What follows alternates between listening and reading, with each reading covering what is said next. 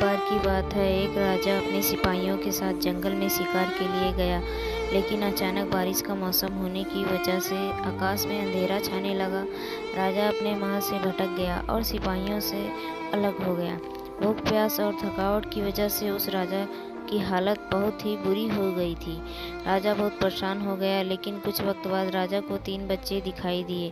तीनों बच्चे काफ़ी अच्छे दोस्त लग रहे थे। राजा ने उन तीनों बच्चों को अपने पास बुलाया और कहा, क्या तुम मेरे खाने के लिए खाना और पीने के लिए पानी ला सकते हो? ये सुनकर तीनों बच्चों ने कहा, जी हम अभी घर जाकर आपके लिए कुछ लेकर आते हैं। एक कहकर तीनों बच्चे अपने गांव की तरफ भागे और अपने अपने घर से राजा के खाने के लिए काफ़ी कुछ ले आए। राजा बच्चों के जोश और प्यार को देखकर बहुत खुश हुए और तीनों बच्चों से एक सवाल पूछे, बच्चों मुझे आज तुम तीनों से मिलकर बहुत ही खुशी हुई। तुम अपने जीवन में क्या करना चाहते हो? मुझे बताओ, मैं तुम्हारे लिए कुछ करना चाहता हूँ। बोलो तुम्हें क्या चाहिए? ये सुनकर तीनों बच्चे कुछ देर तक सोचते रहे और फिर थोड़ी देर में उनमें से एक लड़के ने कहा, मुझे धन चाहिए। मैंने कभी 2 वक्त की रोटी नहीं खाई, कभी अच्छे कपड़े नहीं पहने, इसीलिए मुझे सिर्फ धन ही चाहिए। राजा ने कहा, ठीक है, मैं तुम्हें इतना धन दूंगा कि तुम हमेशा खुश रहोगे।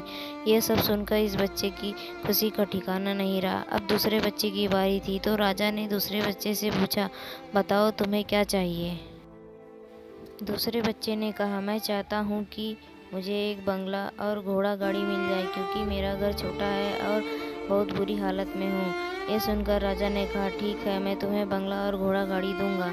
अब तीसरे बच्चे की बारी थी, तो राजा ने तीसरे बच्चे से पूछा, बताओ तुम्हें क्या चाहिए? तीसरे बच्चे ने कहा, मुझे ना धन चाहिए और ना ही बंगला। मुझे आप ऐसा आशीर्वाद दीजिए कि मैं विद्वान बन जाऊं और शिक्षा पूरी होने के बाद अपने देश की सेवा करने के लायक बन जाऊं। जब राजा ने तीसरे बच्चे की बात सुनी, राजा तीसरे बच्चे से बहुत खुश हुए और राजा ने तीसरे बच्चे के लिए सर्वोत्तम शिक्षा का इंतजाम करवाया। तीसरा बच्चा बहुत मेहनती था, इसलिए दिन रात एक करके उसने पढ़ाई की और बड़ा विद्वान बन गया। सही वक्त आने पर राजा ने उसे अपने राज्य का मंत्री बना दिया। अचानक राजा को सालों पुरानी वो घटना याद आ गई। राजा ने मंत्री से कहा, कई सालों पहले तुम्हारे साथ जो 2 बच्चे थे, अब उनका क्या हाल है? मैं एक बार चाहता हूँ कि तुम तीनों से एक साथ फिर से मिलूं। एक काम करो, अपने तीनों दोस्तों को कल खाना पर आमंत्रित कर लो। मंत्री ने अपने दोस्तों के पास ये संदेशा भेज दिया। अगले दिन दोनों दोस्त राजा के सामने उपस्थित हुए।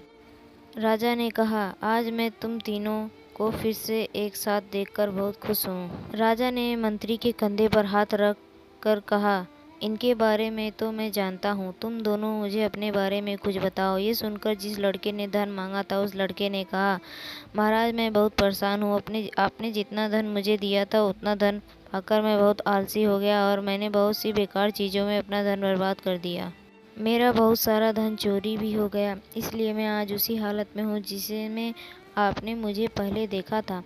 यह सुनकर राजा ने दूसरे लड़के से पूछा, बताओ तुम कैसे हो? दूसरे लड़के का जवाब दिया, महाराज मेरा भी कुछ ऐसा ही हाल है। मैं अपने बंगले में बहुत खुशी हूँ और सुकून से रह रहा था, लेकिन कुछ वक्त पहले आई बाढ़ में मेरा सब कुछ बर्बाद हो गया।